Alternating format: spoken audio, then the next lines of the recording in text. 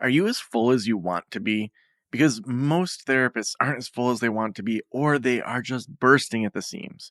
If you are the one that knows that you could see more clients and you just aren't sure what to do next, we have got an amazing new course for you that's completely free. It's called 40 Days to Full. 40 Days to Full. The goal is that within 40 days, you will be as full as you want to be, and it's delivered all via text message. Every day, you're going to get one text that has a paragraph of exactly what you need to do to fill up. So if you want to join 40 Days to Full completely free, just text hashtag 40, so hashtag 40, to the number 231 422 0677. Again, that's hashtag 40 to 231 422 0677. Your data and messaging rates will probably apply. Can't wait to help you fill up.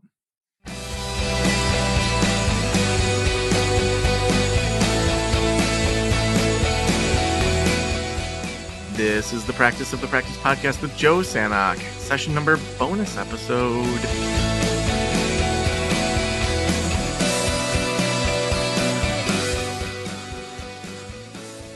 Welcome to the Practice of the Practice podcast. I'm Joe Sanok, and we are here several times a week, 3 or 4 times a week, talking all about private practice stuff. So whether you are just thinking about starting a private practice, maybe you are rocking out a solo practice, maybe you're adding somebody to your practice and growing into a group practice, or maybe you're a gigantic group practice, we have episodes for you. We actually even recently did some about selling your practice, when to sell it, how to sell it. Just some really interesting, all over the board, all over the spectrum of the therapist experience discussions. And actually, throughout December and January, we are opening up applications for our 7-figure practice club. So that's coming up right around the corner. Those open up on December 1st. Only 12 people are coming into that program. It's a really exciting new program that we're launching. The 7-figure practice club, you have to be bringing in 7 figures, and it's this group of 12. We're going to commit to a year together, and we're going to meet once a month for 90 minutes and do 3 hot seats to really dig in. And then once a month, we're going to have one of those 12 do a presentation on something they're really rocking out, so that we're learning from each other and that we're practicing being really good consultants, doing things outside of our practice, and maybe even stepping up into new areas that we could be diving into. So that URL is going to be practiceofthepractice.com/club. That URL will not go live until December 1st. So if you put it in today, you can save it in your browser, but it's probably going to be a dead link until John and the whole IT team get everything all set up for that December 1st launch. It's right around the corner here. When I think about when I was a foster care supervisor, and I was headed towards burnout. I had this eye twitch that would not go away. I had my side gig counseling practice that was just getting off the ground. Then I got a job at the community college and eventually left that and went into full-time practice and thought, group practice, that's what I'm going to do. And by the end of it, when I sold my practice, I was seeing like 2 sessions a week. I was done. I did not want to do therapy anymore. I was ready to hand it off.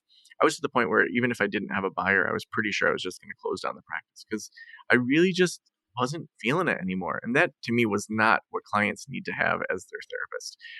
I know, I've had therapists in the past that felt like they had dialed it in, and clients pick up on that. They can tell if it's not there. So that's why I think it's really important for us to be chatting today. I'm so excited. We have Dr. Jen Blanchette, who is a licensed psychologist and host of the Finding Joy After Burnout podcast. It's a podcast for therapists and helpers, and she helps therapists who want to quit to figure out the next steps in their careers through coaching and expert consultation to unravel and heal burnout and career overwhelm. Jen, welcome to the Practice of the Practice podcast. Thanks for having me on, Joe. I'm so grateful to be here. Yeah, well, let's just start with your burnout story. Tell us about it. Yeah. So, I think everything certainly culminated for me in the pandemic. So, probably the one part of my story that encapsulates that the most is kind of sitting after the throes of 2020 and 2021. I had changed the copy of my website probably about 5 times, trying to change offers. Maybe I'm going to do EMDR intensives. Maybe I can do groups. I really tried to do different things to figure out how I could kind of get rid of my burnout. But ultimately, I sat in my own therapy session with hot tears streaming down my face and said the words, I don't think I can be a therapist anymore. And even as I say that now, I feel like it's still pretty heavy because, Yeah. you know, to come to that realization that perhaps you can't do this work that is so meaningful that you train for so many years to do, that might be a reality that you can't do that work anymore. Mm. Now, for you, how old were you when you wanted to become a therapist? Was that like a lifelong thing? No, I think I was a wanderer. Like I changed my major probably 4 times in college, Mhm. and I had a research master's before doing anything clinical. So I really kind of explored multiple different things, and I think that led to me to being like a really curious therapist because I tried on a lot of different identities and jobs and roles, and so I feel like it helped me identify a lot with my clients. But part of that had me realize that I do like so much variety in my work because I do like to do different things. And for me, being in the therapy room 8 or 7 hours a day, sometimes 9 hours a day, it's a pretty very similar activity in your work life. And so it didn't feel like it fit with really my temperament as well. That was another piece I discovered through, I think, all that time in really reflection of 2020 and 2021, like most of us did. We really took stock of our lives and what, we're sitting with ourselves a lot. And what does this all mean? Like, is my life fitting for me? And I don't think I'd really asked myself those questions before. Mhm. So, as you started to ask those questions, I mean, I know for myself when I started to realize, wait, I don't want to be a therapist. Like, I remember in second grade writing a paper about wanting to be a psychologist. And part of it was my dad was a school psychologist. So I thought, oh, that seems interesting. I didn't want to work in the schools, but at least it was something that I was open to because I knew that career just from seeing my father in it. And so for me to go from, throughout all of high school, taking like psychology classes at the college and, graduating early and then going into like master's programs and all of that, when I finally realized, wait, this whole thing I've been building towards, I don't want to do anymore. That was so Mm, scary to me. For you, did you have an exit plan pretty quickly, or was it like how long did it take to go from realizing you don't want to do therapy anymore to then like coming up with something else? yeah. Yeah. It's a great question. It really took a while this time. So I feel like I had another burnout story, like from agency. So that was maybe like 10 years ago. For this one, it was 2 years from that time. And I think that had to do a lot with like the pandemic because there weren't a lot of referrals. It was really hard to kind of make those moves. And I think I had to sit with a lot of the sunk cost fallacy that, I'd put a lot into not even my identity as a therapist, but my private practice. So my private practice really felt like my baby. I built this thing while I was a new mother, which is kind of, part of like coming out of agency was like I couldn't do that 40 an hour a week job at an agency. So I built my private practice so I could be with my kiddo. And from that, it just felt like how can I, kind of quit this thing? It was almost like a death, honestly, that I had to quit this thing that I felt like I built, and I really had to grieve it for a while to feel like, no, this is really what I need, and this is a good transition for me. Now, you said sunk cost fallacy. I know what that is, but some people that may be a new term. Will you explain that to us? Yeah, so the sunk cost fallacy is just basically that we've put so many chips in a boat. So like for therapists, they've spent so many years, getting to that point where they become a therapist, doing all the licensing requirements. You've put so much energy into a thing that it feels like it's sunk, like you can't change it because you have too much invested. And that's really not true. All of the skills that we've invested in ourselves as a therapist, we continue to carry with us in other roles. But to a lot of people, a lot of therapists I talk to, it feels like I've invested too much here in my career as a therapist. There's no way I could fathom doing something else or losing all of that investment that I had in building this career as a therapist.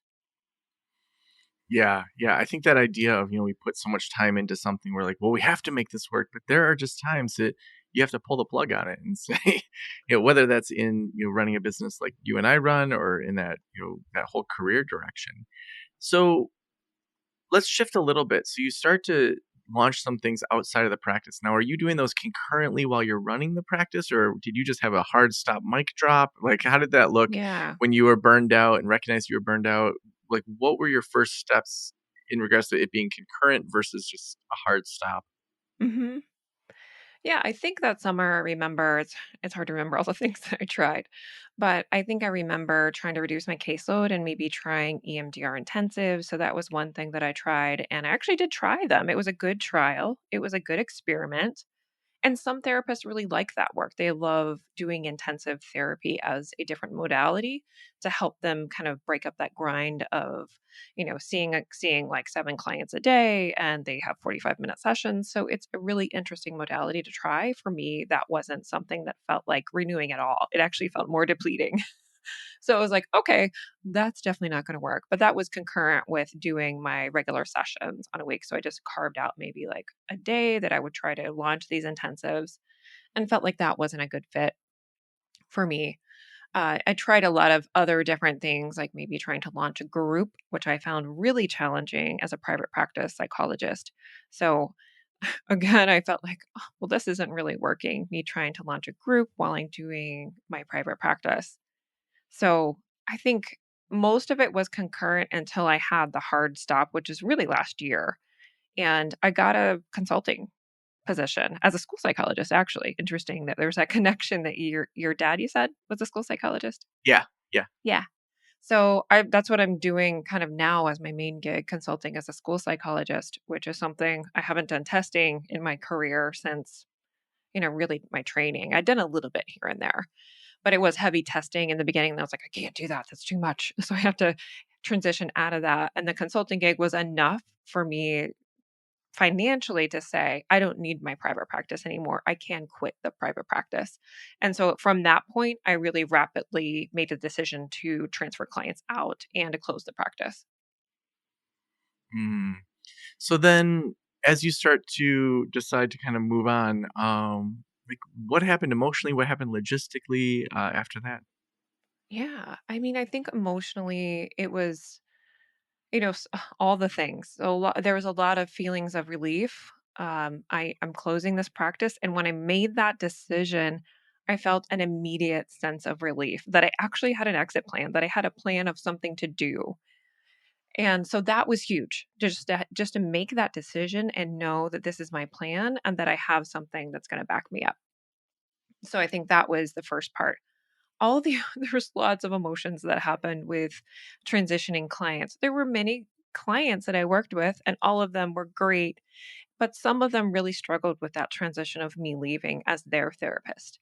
So some reacted and had those ab reactions, or those reactions where they're like, "I'm so mad at you," or "How could you do this to me?"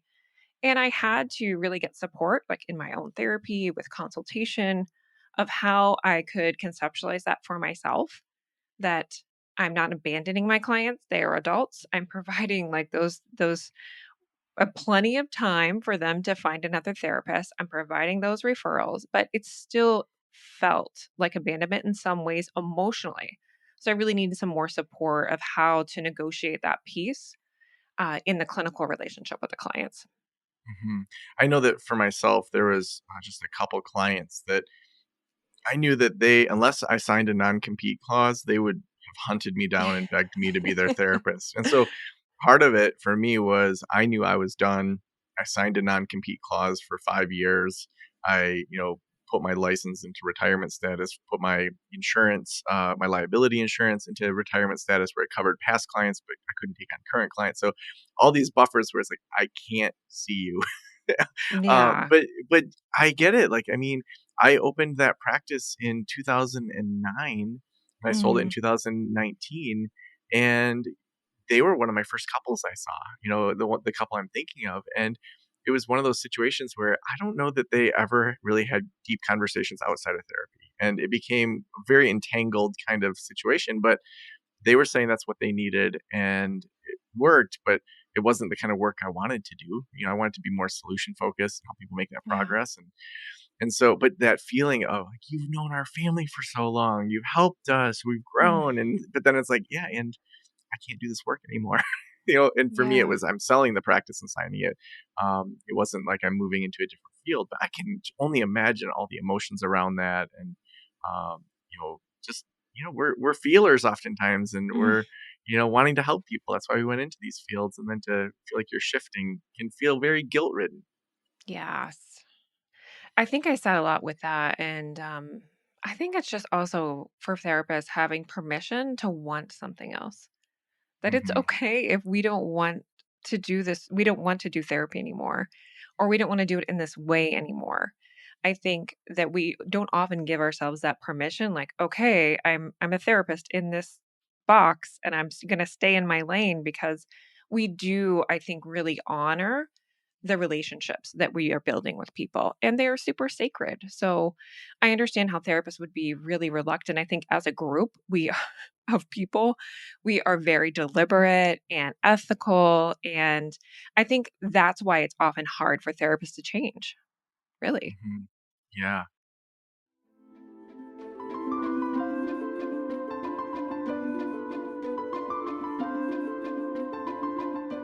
If you're looking for an awesome payroll solution, look no further than Gusto. We've used them for years here at Practice of the Practice.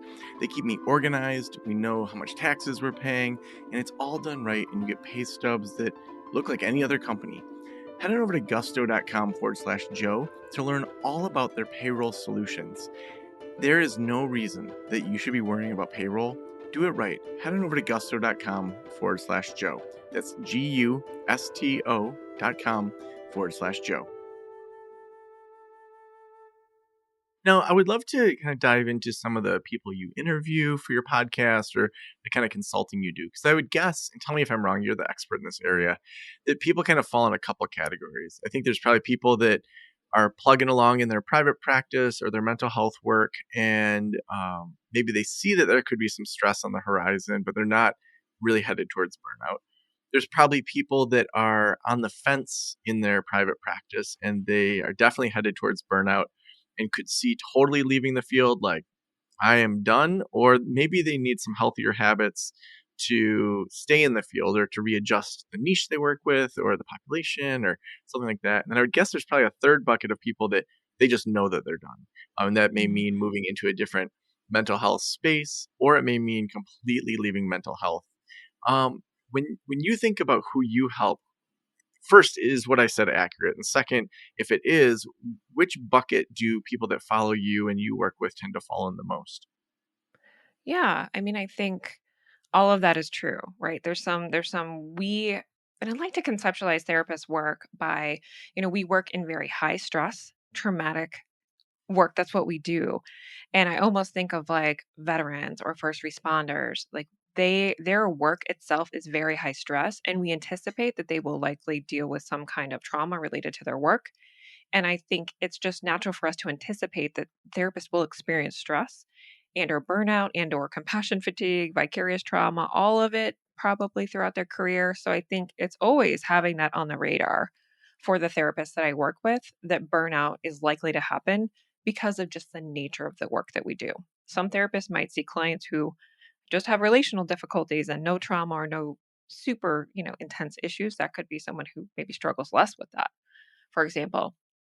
And I think from this recent, simple practice survey was saying over half of therapists are still identifying with burnout post pandemic, and half are also considering possible departure from the field. That's like, those are huge numbers. So I would think that it's likely about half and half. I don't, we can kind of look at other studies to see, what those numbers are looking like as well.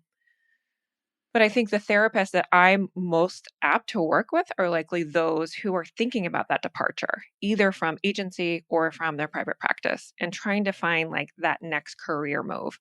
Because that whole drama that happens, I know it happened for me as a therapist, can be so difficult to try to wade through and know you're making quote unquote the right choice for you, for your practice, for your clients, because all of those things are important, but we often think of our clients first or the agency first and not so much us. So I think my job is really to have the therapist think about, I actually need you to be selfish. I need you to think about you over other people because there's not someone who's advocating just for your needs, likely, Yeah. because you're the caretaker. Yeah, it sort of reminds me of Veronica Cisneros has a podcast called Empowered and Unapologetic. And I think her very first episode, she was one of our podcast consulting clients. One of her first episodes was put your bra on first. And her whole thing was she always gets dressed, puts her own bra on in the morning, and like feels good about how she looks before she helps the kids with their breakfast, before she gets anything going for her husband. That like self care for herself to feel like she is put together, that she's not going to be the frumpiest one in the family while everyone else gets to leave the house. And I think that, as a parent, I identify with that. I have primary physical custody of my two daughters, and that self sacrificing of just putting yourself behind everyone else, I think Mm. is so true for therapists in their profession as well. It's like a double whammy. I would love to know, like, what are some, if someone's not sure, they feel like maybe I'm burning out, I don't know, like, what are some questions or experiments that people could do to see if they, like, which direction? Should they stay in the field and maybe have healthier boundaries or better self care? Or should they really look at maybe I actually do need to leave the field? Like, what can help them conceptualize that decision in regards to mindsets, like things to think through, all of that? Yeah. Yeah, I think, certainly figuring out if it's the setting is really important. Sometimes, I mean, interestingly enough, you shared about being a foster care casework supervisor, which I actually had that role. So I worked in foster care for, 6 to 7 years. I can't remember exactly, but early part of my career before I became a psychologist, I just could not work with children for many, many years. And I haven't really worked with children until now again. So sometimes it is the population, it is the setting. We need to dramatically change who we're working with or the setting we're working in. So I think that's certainly a valid thing to examine for yourself. But I think the first thing is just to take time. So if there's anything you can do to reduce your caseload in the throes of burnout, to take some time off, to really allow your nervous system to regulate. I'm a certified EMDR therapist, so I also think through if your nervous system is just totally shot, you need some time for healing. So really thinking about attention to expert care. So if it's getting your own trauma therapist, whether it be EMDR, which is my favorite modality, I'm biased, or it Mhm. could be another modality that you love. I know a lot of people love different modalities for their own care and also medical care. So thinking about, having a PT on your team, having a massage therapist if that's something that you can afford. But to think through, I need to heal my body, my mind, and my soul. That's what's struggling. And so I really need to be really thoughtful about how I'm managing that recovery right now for myself. So I think first thing, take some time, do an inventory. I have an inventory that I've developed to kind of look at those different areas to kind of pinpoint, is it the setting? Is it the actual work that I'm doing? Is it my home life? So in COVID, I had the double whammy of the pandemic hits. I'm a therapist, but I'm also a caretaker at home and I don't have any childcare. My kids aren't going to school. So it was like I'm working before I leave to go to work, and then I'm working, caring for other people, then I come home. So, that 13 hours of caring for people really does take a toll.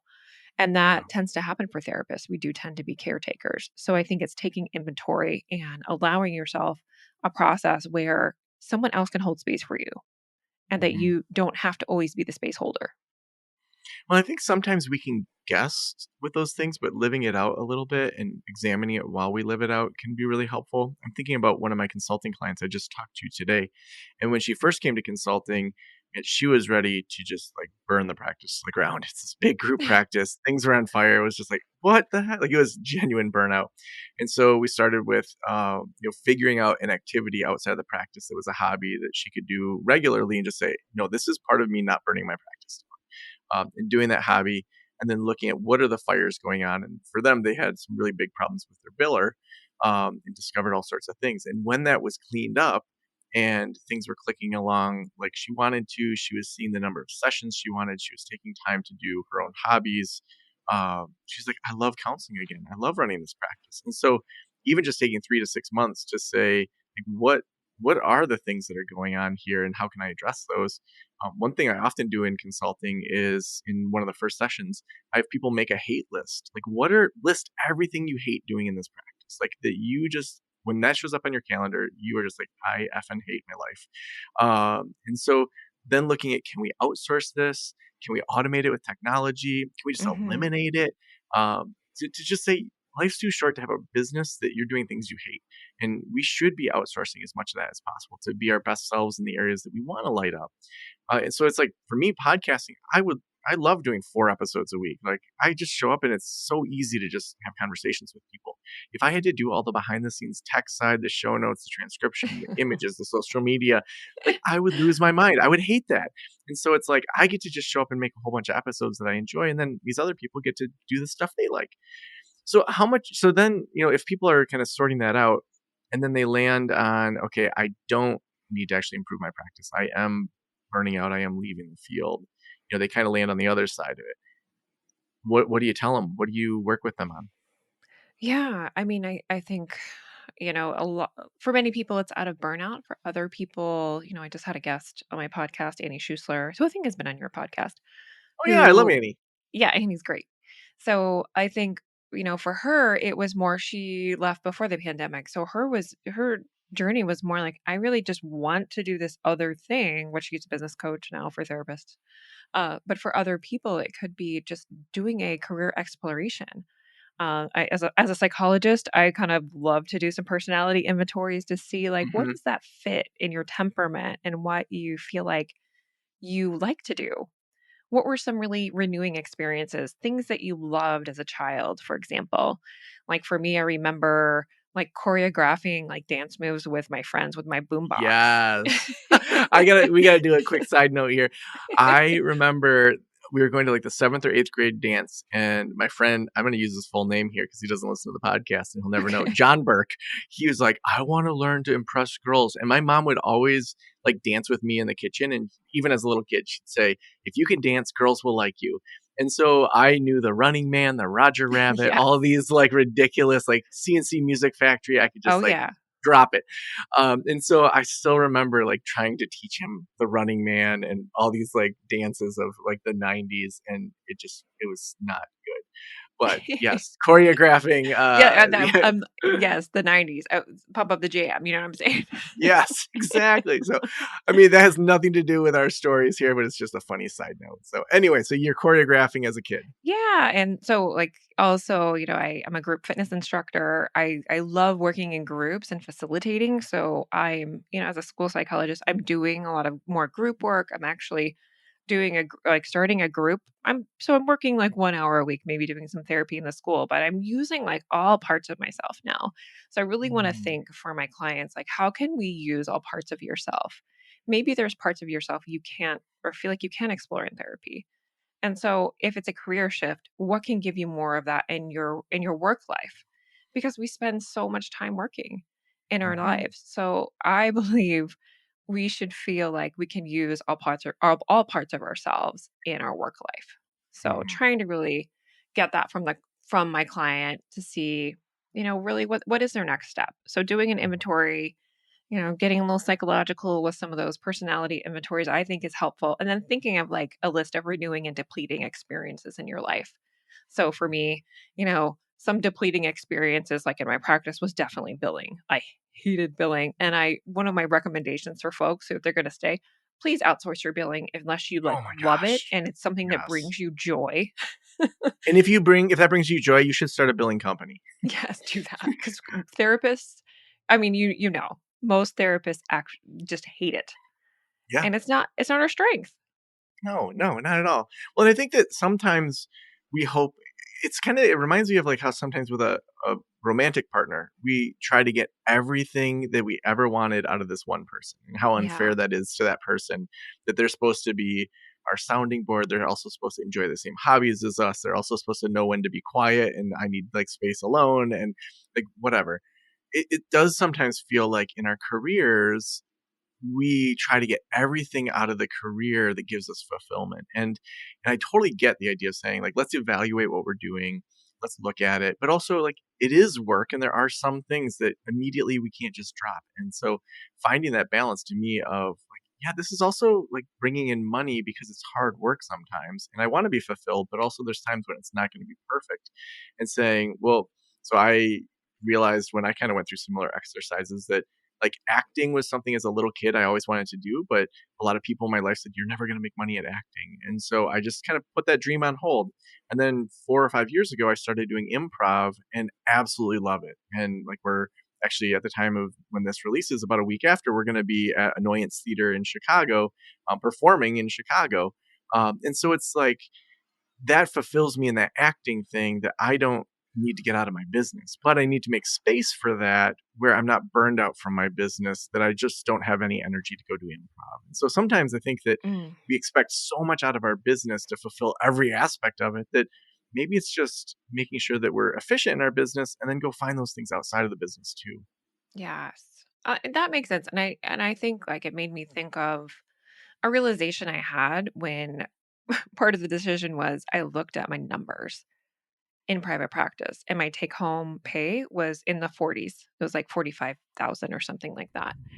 And I that 45K had a toll on my soul in the Yeah, work that I was doing. And it told me, like, number one, I need to do, there's so many things I can do for $45,000 and right. that don't take this kind of effort and deplete me in this way and leave me when I come home feeling like I just need to really curl up under a blanket. That just didn't work for my life and being a mother Mhm. and, having a full sense of self in other parts of my life. So I think it also is just looking at stark reality with finances was a big, huge thing for me. Yeah.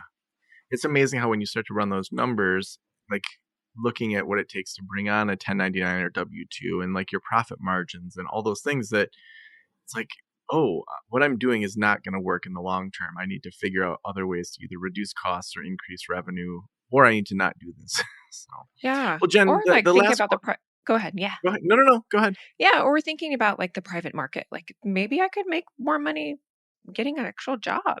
Like that can be a consideration, which is crazy to think about. Mm. Jen, the last question I always ask is if every private practitioner in the world were listening right now, what would you want them to know? I would want them to know that you're worth the time to take care of yourself and that you can find joy. Like if you're struggling, like you can find a joyful way to work again. Hmm. So awesome. If people want to follow your podcast, if they want to follow your work, where should we send them? Yeah, I would send them to drjenblanchette.com. That's a lot of letters. You can also find me in podcast players with Joy After Burnout, which is a podcast for therapists and helpers. So awesome. Well, thank you so much for being on the Practice of the Practice podcast today. Thanks for having me.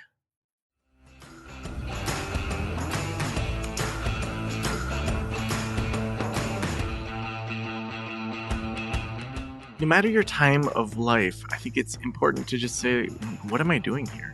Um, whether it's in our private practice, whether it's in our social lives, in our marriages or relationships, to me, it shouldn't be a dangerous question to question why we're doing something. Having gone through a divorce in 2021, now having some time behind me, thinking through just like what did I do to contribute to this relationship. There's a lot of things that definitely were outside of my control, but like for me, one of them was speaking up honestly. When I'm in my friendships or in the business, like I am assertive, I'm clear, I know what I want, but for whatever reason in that relationship, I didn't speak up or challenge or create fights. I didn't disrupt the apple cart. And so whether it's your personal relationships or your business or how you're thinking through your mental health work, it's good to say, like, what am I doing here?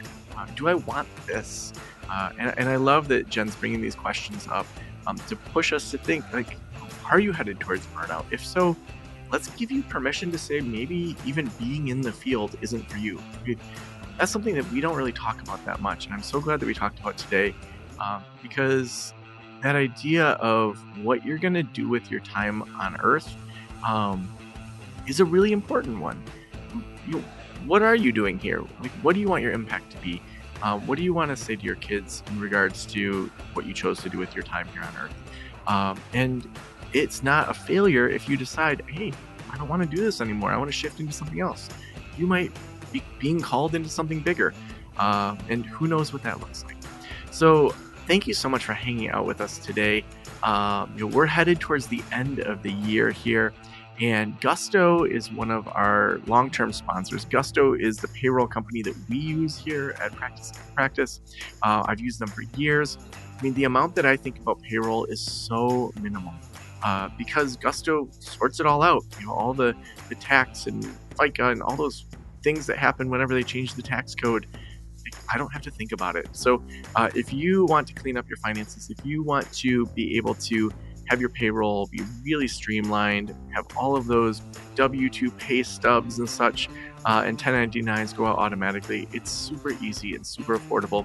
Just head on over to gusto.com/Joe. And thank you so much for letting me into your ears and into your brain.